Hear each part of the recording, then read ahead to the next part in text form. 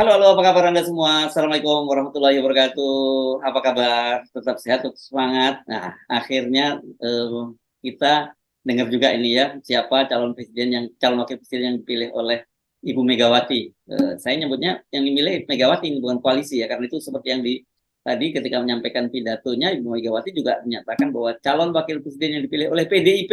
Nah, kalau PDIP kan hak prerogatifnya Ibu Megawati. Jadi bukan koalisi loh yang memilih ini Ibu Megawati ya. Jadi itu Pak Mahfud MD. Jadi yang menarik ini ternyata sekarang tinggal yang jomblo itu justru malah Pak Prabowo. Bayangkan nih orang yang didukung oleh Pak Jokowi langsung, tapi ketika mau milih calon wakil presiden malah kebingungan, lebih diduluin oleh Anies Baswedan yang sudah dengan Caimin, kemudian sekarang PDIP memilih Ganjar dan Pak Mahfud untuk berpasangan, dan mereka ini kabarnya besok akan sama-sama mendaftar ya, besok ya, sebagai pasangan Anies, pasangan Amin, dan juga pasangan apa ini, Ganjar Mahfud. Iya, kabarnya demikian ya, Mas Ersu. Jadi ini sebetulnya pengumuman yang cukup mendadak juga, walaupun katanya Saya sudah kira iya, diambil sejak mendadak. lama. Hmm. Iya, dan kemudian juga terakhir selama sepekan ini begitu kan para elit dari PDIP dan juga dari P3 begitu mengatakan bahwa sudah mengerucut dua nama yaitu Sandiaga dan Pak Mahfud begitu kan. Tapi terus kemudian belakangan sudah ada satu nama yang sudah diambil begitu. Tapi masih kapan pengumumannya kan masih belum pasti begitu.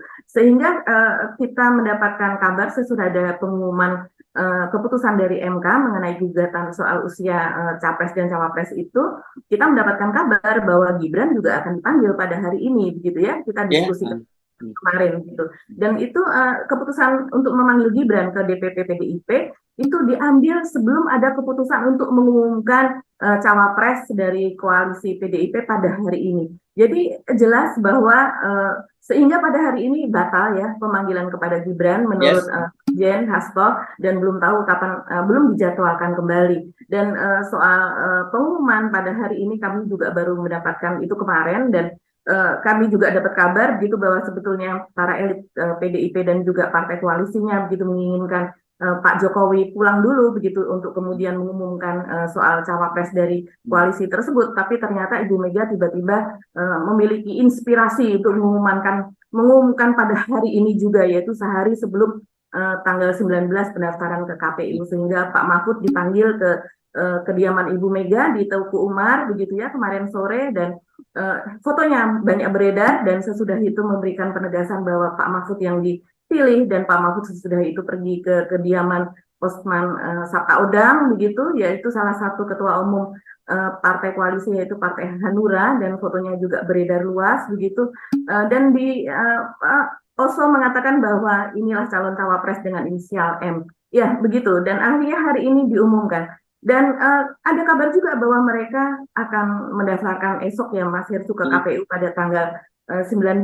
Tapi kan untuk pendaftaran itu tentunya mereka harus sudah melakukan cek kesehatan seperti yang dilakukan oleh Caimin atau Muhammad Iskandar dan juga oleh Anies begitu Kalau pasangan yang. tapi sorry saya potong. Kalau nggak salah saya dengar dari ketua KPU sebenarnya tidak harus cek kesehatan, cukup surat keterangan sehat saja dari dokter. Nanti cek kesehatan kan yang lengkap akan Bisa dilakukan. menyusul mungkin ya. Iya, iya, iya. Jadi yang tapi kita belum tahu kapan Pak Mahfud ngurus SC apa KC ya, surat apa itu kepolisian itu loh, Oh, SKCK. SKCK.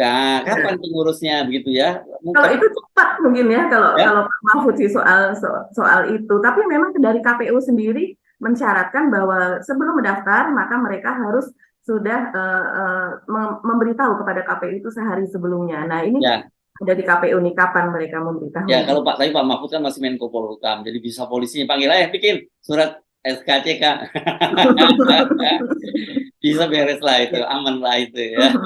Oke, tapi ini menarik pilihan kepada Pak Mahfud MD ini ya akhirnya, dan kita tahu bahwa dengan begitu memang Ibu Megawati melihat bahwa tetap saja pertempuran yang akan dimenangkan itu adalah pertempuran di Jawa Timur dan Jawa Tengah gitu, karena relatif kalau PDIP itu kan cukup kuat di Indonesia bagian timur begitu ya, dan di Jawa. Nah, tadinya kan juga yang seperti diincar itu kan Ridwan Kamil ya dari mantan Gubernur Jawa Barat, dan wajar sebenarnya kalau dipilih juga Ridwan Kamil karena mungkin dengan asumsi karena PDIP itu kan cukup kuat di Jawa Timur dan Jawa Tengah karena selalu kalau di Jawa Timur itu mereka bersaing dengan PKB, sementara kalau Jawa Tengah relatif itu dikuasai sepenuhnya oleh PDIP begitu ya. Jadi kalau kemudian dia mengincar Jawa Barat ya wajar. Tapi sekarang kelihatannya Jawa Barat dia lepas ya. Padahal Jawa Barat ini kan suara paling paling tinggi gitu ya. Dan Pak Mahfud MD saya kira juga tidak punya pengaruh yang cukup kuat di Jawa Barat. Sementara di Madura pun kalau kita lihat ya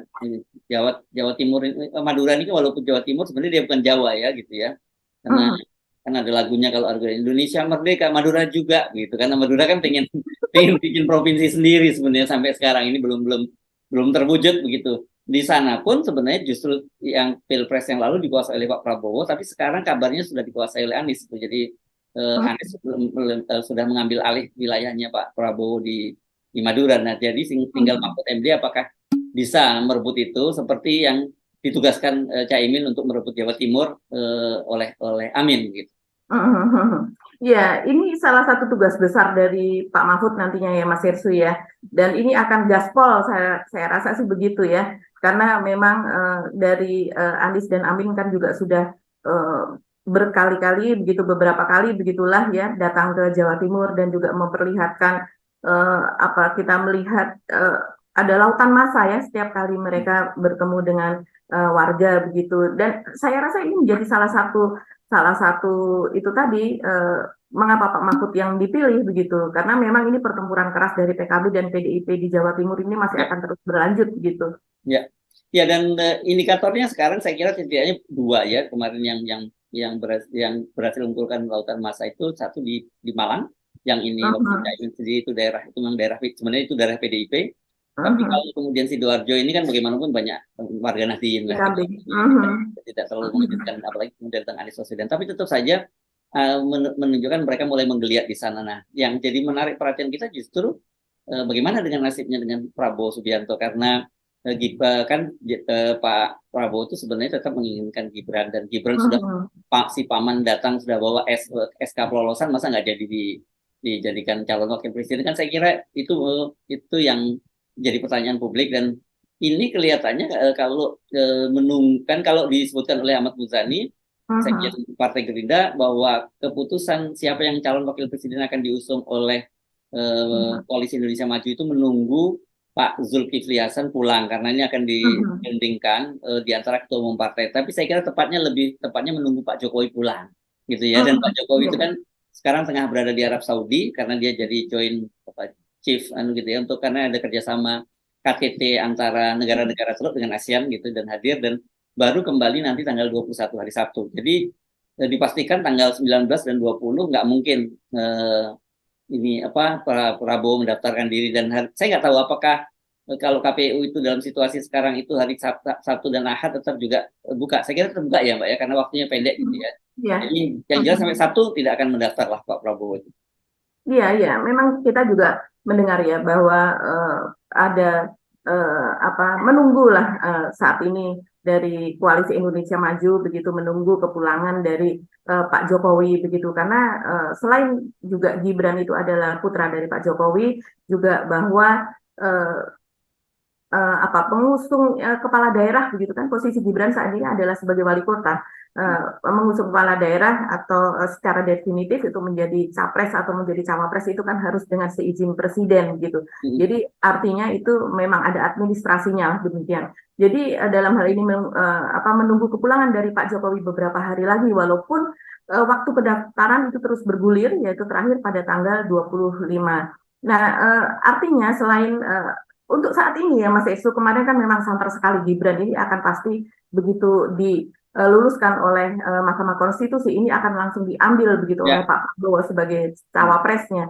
Tapi sekarang ini memang sedang ramai sekali begitu ya Mas Esu tanggapan dari masyarakat luas, para tokoh, akademisi dan sebagainya itu mengenai bahwa sebaiknya Gibran tidak menjadi cawapres itu kan sangat-sangat kuat gitu bahkan di dalam koalisi dari Gerindra itu sendiri di mana di situ ada ada PBB yaitu yang ketua umumnya adalah Yusril Iza Mahendra juga mengatakan bahwa sebaiknya jangan mengangkat Gibran untuk mencawapreskan Gibran begitu kan.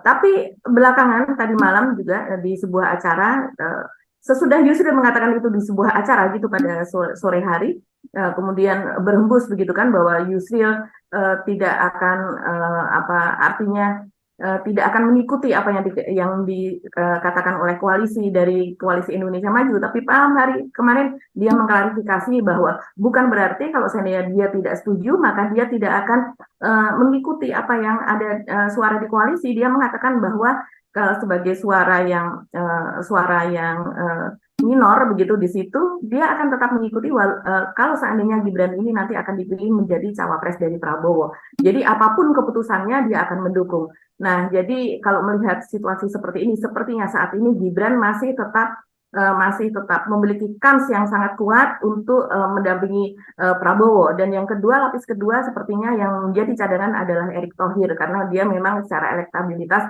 jauh lebih tinggi dibandingkan dengan Ridwan Kamil dan juga calon yang lainnya. Sepertinya seperti itu. Itu menurut versi survei gitu ya. Iya, menurut versi dari survei, dan Pak Jokowi kan sangat percaya kepada survei begitu. Tadi benar gitu, saya kira berkaitan dengan Pak Yusril tadi. Pak Yusril dalam kapasitas sebagai profesor ahli hukum tata negara, pendapatnya itu sangat didengar. Dan ketika kemarin beliau bicara soal bahwa ini cacat hukum gitu ya, ada cacat hukum serius, karena dia kan waktu itu dia mencermati juga, menurut dia itu posisinya bukan 5-4 untuk yang menang meloloskan, tapi justru sebenarnya 5-4 untuk yang dissenting, karena menurut dia seperti Profesor Eni Nurbaningsih itu ketika dia disebutkan sebagai concurring, tapi sebenarnya dia itu masuknya dissenting. Kenapa? Karena catatan Ibu Eni Nurbaningsih itu adalah bahwa, dan juga kalau nggak salah satunya lagi siapa ya, Daniel Muhammad Foh atau Daniel Yusmi kalau tidak salah, saya lupa.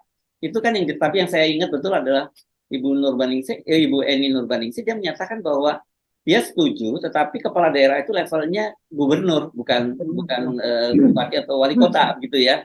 Dan logis sih, karena memang kalau gubernur ya satu level aja naik kelas menjadi presiden itu saya kira terjadi di mana-mana juga ya. Tapi kalau wali kota langsung jadi wakil presiden itu saya kira sangat jarang terjadi, dan kalau terjadi ya di negara-negara Wakanda lah gitu kan. Indonesia kan bukan negara Wakanda kan gitu. Jadi ini pendapatnya Pak Yusril tentu sangat diperhatikan, dan itu bisa dianggap sebagai sebuah dissenting opinion juga di dalam internalnya koalisi Indonesia Maju. Tetapi kalau dari sisi partai kan kita tahu PBB ini partai yang tidak lolos parliamentary threshold, jadi ya tidak relevan, tidak signifikan. Kalau dia mau mundur dari situ pun juga nggak ada pengaruhnya buat koalisi Indonesia Maju gitu loh. Jadi mesti dipisahkan itu. Jadi Pak Yusril tahu sebagai ahli hukum tata negara pendapatnya pasti akan jadi rujukan, tetapi sebagai seorang ketua umum partai politik, lu mau ngomong apa aja partai lu nggak signifikan, kira-kira gitu ya. Iya, jadi walaupun dia tidak setuju begitu ya, dia mengatakan bahwa itu adalah hasil keputusan dari MK adalah cacat hukum, tapi akan mengikuti. Ya, yang namanya polisi seperti itu. Kalau saya tidak mengikuti konsekuensinya, ya dia harus keluar dari koalisi. Dan saya rasa ini operasi masih terus berlanjut saat ini, karena kita melihat juga maksudnya operasi terhadap Gibran gitu ya, untuk menaikkan atau mengapungkan Gibran masih terus berlanjut. Kita tahu kemarin acara di Gor Jatidiri Semarang itu tetap berlangsung, di mana videonya juga sudah banyak beredar, yaitu persiapan untuk mencapreskan Gibran begitu. Nah, ini dilakukan oleh para relawan dari Gibran sendiri, dan saat ini sudah terbentuk relawan Gibran itu banyak sekali. Jadi di seluruh Indonesia begitu ya. Dan selain itu juga saat ini operasi juga berlangsung, saya lihat begitu di cabang-cabang dari Partai Gerindra di daerah untuk mengusung Gibran. Kita tahu memang dari sejak sebelum keputusan MK dan sekarang kemarin sesudah adanya keputusan MK begitu ya Mas Yesu. Jadi seperti di Kalimantan gitu ya, di daerah Kapuas Raya begitu, di Kabupaten Malawi, terus kemudian di Sumatera Barat begitu. Kita lihat juga kemarin yang sangat ramai ya tentu saja yang di Gor Jatidiri, karena diikuti oleh ribuan. Cawapres kan, bukan capres ya. Cawapres ini adalah untuk mengusung Gibran, tidak ada tidak ada poster-poster Pak Prabowo di situ, Iya, gitu. iya Jadi betul. di situ khusus untuk Gibran, ya tulisannya adalah mengusung sebagai cawapres. Tapi dalam narasinya mereka mengatakan bahwa ini cawapres yang akan dipasangkan dengan Prabowo sebagai capres. Jadi sudah jelas di sini kita juga akan melihat nih tampaknya ya pada hari-hari yang akan mendatang, mungkin hari ini dan esok begitu juga masih akan tetap untuk mengapungkan upaya-upaya untuk mengapungkan nama Gibran itu dan seolah-olah ini memang timbul dari bawah gitu, sedang dibangun kesan bahwa memang pencapresan Gibran ini adalah berdasarkan suara masyarakat, suara rakyat banyak begitu. Karena seperti kemarin yang terjadi di GOR Jatidiri Semarang, situ juga disebutkan bahwa mereka kita tidak tahu sebenarnya mereka datang dari mana, apakah memang betul dari situ ya, tapi disebutkan bahwa mereka datang dari kalangan nelayan, dari kalangan petani, dari kalangan pedagang, pengusaha, UKM, dan sebagainya. Jadi di situ kemudian nanti akan dilaporkan, katanya begitu, menurut panitia akan dilaporkan kepada Gibran sebagai hasilnya bahwa ini suara dari berbagai kalangan menginginkan Gibran untuk naik menjadi cawapres. Nah, kita mendengar di balik itu memang ada semacam perintah-perintah untuk terus mengusung nama Gibran tersebut, Mas Hersut. Jadi untuk mengapungkan terus ya nama itu, karena saya kira sekarang ini Pak Jokowi sendiri tidak cukup pede gitu ya kalau lihat elektabilitasnya Gibran gitu. Sementara bagi Pak Prabowo dia juga nggak, dia sudah tahu itu bahwa tidak, elektabilitasnya Gibran itu nggak penting, tapi yang penting itu adalah Pak Jokowinya sendiri kan gitu, karena yang seperti kita bahas tadi kemarin itu ya bukan Pak Jokowinya juga, tapi infrastruktur kekuasaan juga itu yang paling penting. Nah, tapi yang menarik kan dengan berhadapan dengan Ibu Megawati itu, satu, Ibu Megawati orang dalam pemerintahan sendiri, Pak Mahfud juga orang dalam pemerintahan, jadi mereka sama-sama tahu permainan di antara mereka begitu ya. Kalau tuh ada kecurangan bisa ada yang ngontrol, terus kemudian kalau ada aparat penegak hukum yang dikerahkan untuk melakukan kecurangan kan bagaimanapun di tempat Ibu Megawati ada namanya Pak Budi Gunawan gitu ya, ya kepala BIN. Jadi saya kira dia juga bisa menetralisir kalau ada aparat penegak hukum yang bermain-main. Jadi sebenarnya bagus ini dengan Ibu Megawati mengusung calon sendiri, terus Pak Jokowi juga mau tetap mengusung Pak Prabowo. Ini ada saling kontrol. Saya bayangkan kalau semua dulu bergabung, misalnya Ibu Mega bergabung dengan Pak Jokowi juga, ya selesai pemilu itu, karena mereka bisa, nggak usah ada pemilu pun bisa mereka bikin gitu. Jadi artinya pemilu itu ya, atau pemilihan presidennya itu ya formalitas saja. Kalau sekarang nggak bisa gitu. Iya, iya. Dan nanti suara-suara dari mahasiswa sepertinya kita mendengar bahwa mahasiswa ini juga sedang menggalang menggalang dukungan antar sesama mahasiswa begitu, Mas Hersu, menggalang kekuatan lah bisa dikatakan demikian. Dan pada tanggal 20 Oktober itu rencananya akan ada aksi besar dari para mahasiswa. Kita melihat mereka berkonsolidasi dari sejak kemarin dan juga hari ini begitu. Ini dari para BEM antar perguruan tinggi atau universitas begitu, mereka akan mengadakan aksi. Nah, ini yang menarik, Mas Hersu, belakangan ini malah justru ini kan media banyak memburu ya tentang keberadaan si Almas Saku Biru ya, kalau tidak salah namanya. Ini agak-agak Kaki biru. Saki Biru. Almas Saki Biru ini anak dari koordinator atau ketua MAKI lah, Masyarakat Anti Korupsi Indonesia, Boyamin Saiman begitu kan. Ini kan Boyamin Saimannya itu banyak dicari oleh media begitu. Begitu juga dengan Almas ini begitu, Mas Ersu, untuk diwawancara. Dan belakangan ini cukup unik juga karena si Almas ini belakangan mengatakan bahwa apa gugatan yang dia ajukan kepada Mahkamah Konstitusi itu tidak ditujukan khusus untuk Gibran. Ini aneh sekali. Ini jadi ini kok jadi seperti kayak Pak Jokowi ya, sen kanan belok kiri begitu. Karena apa yang dilakukan terus kemudian disangkal begitu kan. Begitu juga dengan Boyamin Saiman sekarang kalau seandainya diwawancara atau ada permintaan SMS atau permintaan untuk menjawab pertanyaan begitu, dia mengatakan sebaiknya menghubungi saja kuasa hukum dari Almas, yaitu anak pertamanya tersebut begitu. Jadi sudah mulai menghindar begitu karena memang sangat banyak dicari. Dan kemudian juga dia mengatakan bahwa dia tidak tahu menahu soal itu begitu, itu hanya kerjaannya anaknya begitu ya bersama kuasa hukumnya. Padahal kita tahu di balik itu kan memang Boyamin ini juga pergi ke Solo begitu ya untuk bertemu dengan anaknya untuk membahas tentang hal tersebut dan sebagainya. Itu kan juga bocor kepada media. Dan sekarang ini Almas sendiri mengatakan, kita bacakan dulu ya mengenai apa yang ada di MK, yaitu tuntutan atau gugatan dari Almas itu antara lain dia mengatakan seperti ini. bahwa pemohon juga memiliki pandangan tokoh yang inspiratif dalam pemerintahan di era sekarang yang juga menjabat sebagai wali kota Surakarta di masa periode 2020-2025. Nah, di sini kan jelas menunjuk kepada nama Gibran. Dia juga mengatakan soal indeks kepuasan masyarakat atau IKM terhadap Gibran yang mencapai 79,3%. Ini mirip juga dengan Pak Jokowi yang selama ini orang selalu mengatakan bahwa approval rating Pak Jokowi atau indeks kepuasan tersebut mencapai 80% lebih. Jadi ini sebagai dasar dari gugatan tersebut. Dan kemudian juga mengatakan bahwa pemohon tidak bisa. Ini luar biasa Mas Hersu. Dia mengatakan bahwa hakim mengatakan bahwa pemohon tidak bisa membayangkan terjadinya jika sosok yang dikagumi para generasi muda tersebut tidak mendaftarkan pencalonan presiden sedari awal. Jadi tidak bisa membayangkan apa yang akan terjadi kalau seandainya Gibran ini tidak mendaftarkan sebagai calon presiden begitu. Dan sekarang yang terjadi adalah Almas ini mengatakan bahwa gugatannya tersebut tidak berkaitan dengan Gibran.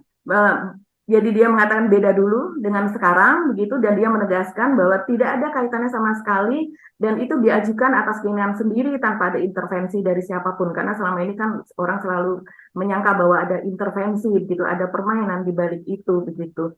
Jadi apa yang menjadi insting atau pemikiran kita, siapakah yang bermain di balik Almas ini begitu Mas Hersu.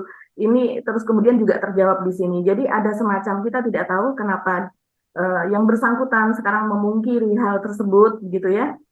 Apakah ada semacam tekanan dan sebagainya, karena memang ini sempat ramai. Dan juga dipertanyakan sebagai orang yang Almas ini sebenarnya sudah lulus dari Universitas Surakarta ya, UNSA, tapi dia belum di wisuda. Kabarnya bulan Oktober ini juga di wisuda. Jadi ini kan tekanan juga dari para mahasiswa kan juga merasa kecewa karena mereka tahunya Almas ini adalah mahasiswa dari UNSA begitu.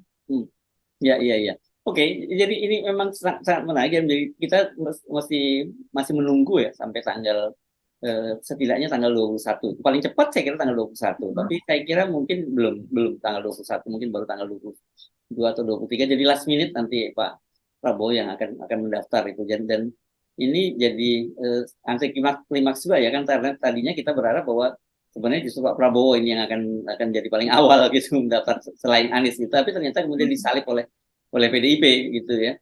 Dan saya kira memang justru sekarang ini tekanan yang sangat berat itu pada Pak Prabowo, karena kalau PDIP justru dengan menunjuk Pak Mahfud MD dia berhasil menghindari tekanan, justru posisinya unggul gitu ya. Kalau kemarin itu kan kesannya sepertinya Pak Jokowi itu sebelum putusan Mahkamah Konstitusi kan sepertinya kesannya di atas angin gitu ya. Ini sekarang kayak dia justru menghadapi angin puting beliung, angin puting beliung dalam ini opini publik gitu ya.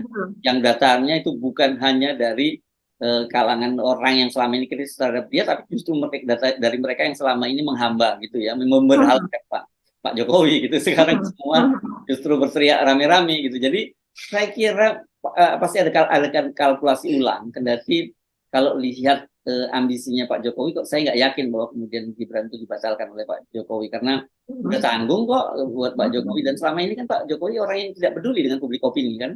Itu terbukti di mana-mana ketika dia membuat undang-undang apapun yang dia mau, dia tetap akan jalan. Mau orang opini publik seperti apa, dia akan tetap jalan. Beda dengan Pak SBY dulu ya. Kalau Pak SBY kan orang yang sangat sensitif dengan publik opini. Begitu ada kritik yang tajam ya, dan lawan dengan demokrasi, dia pasti akan segera balik kanan. Kalau Pak Jokowi nggak peduli yang begitu-gitu, karena dia memang tidak paham konsep demokrasi itu.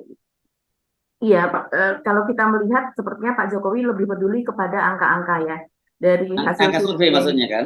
Iya, angka survei dan juga dari approval rating atau tingkat kepuasan publik begitu. Apalagi Gibran tingkat kepuasan masyarakat, indeks kepuasan masyarakatnya itu mencapai 79% sekian, hampir 80%. Itu ya? Di Solo begitu Mas Hersu. Ya, jadi, kan ini pilpresnya bukan hanya di Solo soalnya. Betul.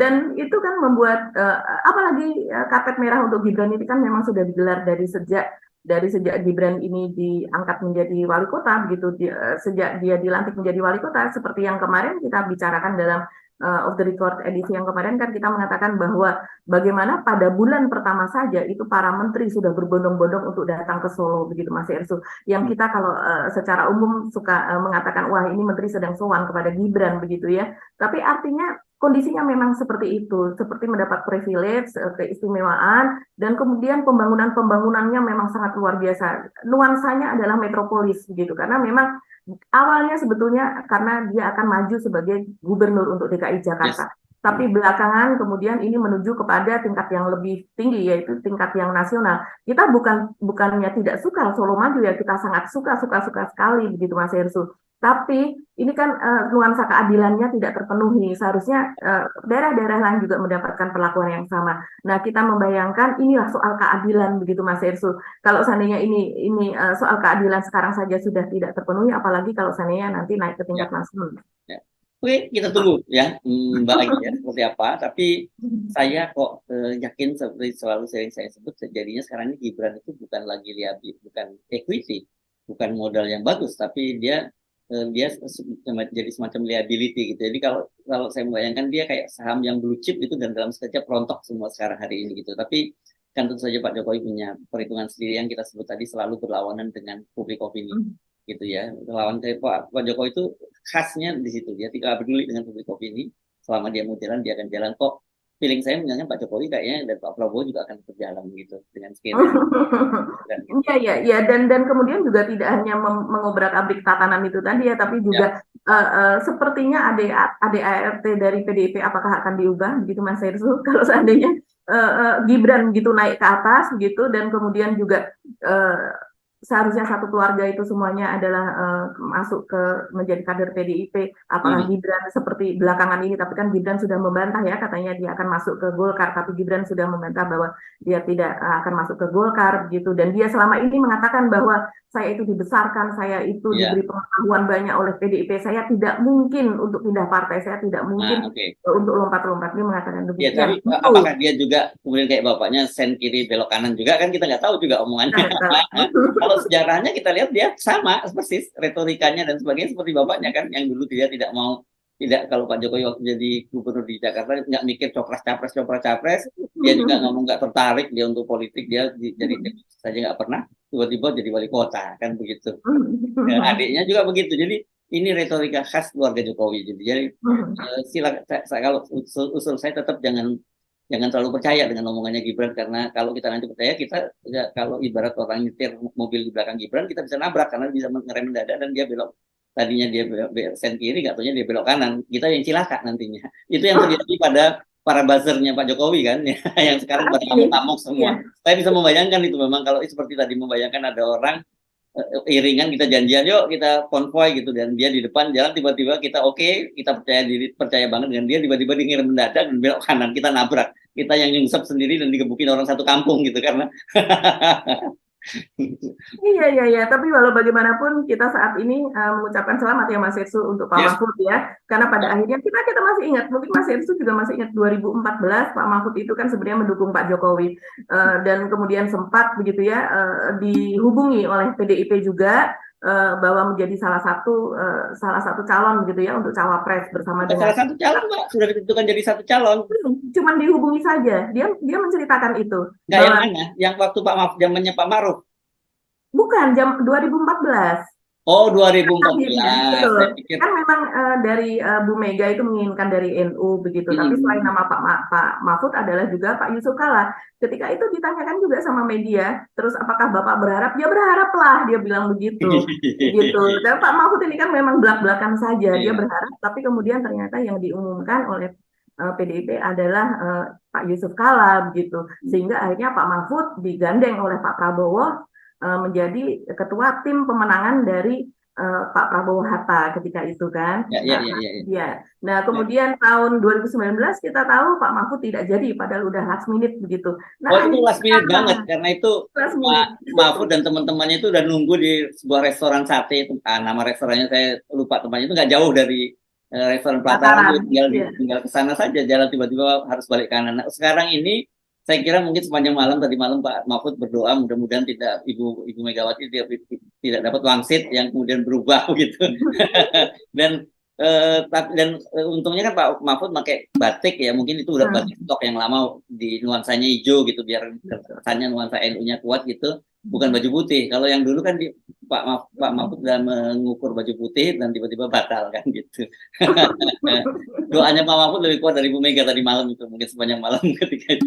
Oh iya, dari sepanjang tadi malam orang berkumpul di rumah Pak Mahfud dan tadi pagi juga jam 6:30 dia datang ke rumahnya Pak Maruf Amin di Sunda Kelapa ya untuk rumah dinas dari Wakil Presiden dan karena ini Pak Maruf Amin yang dulu mereplace Pak Mahfud di tikungan terakhir begitu kan dan Jangan sampai terjadi tiba-tiba Pak Ma'ruf lagi nih. Doanya diubah ganti lagi Pak Ma'ruf kan cilaka juga.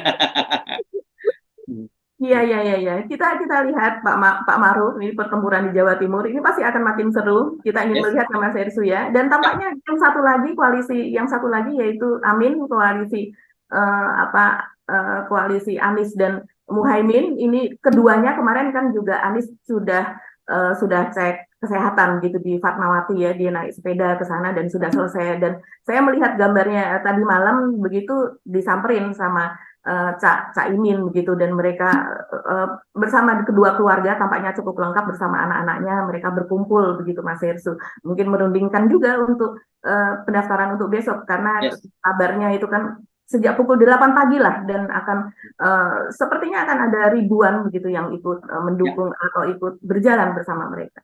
Oke, baik Bagi. Kita akhiri perbincangan kita kali ini dan kita ketemu lagi besok ya setelah pendaftaran para capres dan cawapres besok. Saya Subun Arif. Dan saya Gibeta, terima kasih atas perhatian Anda. Tetap salam 0%. Assalamualaikum warahmatullahi wabarakatuh.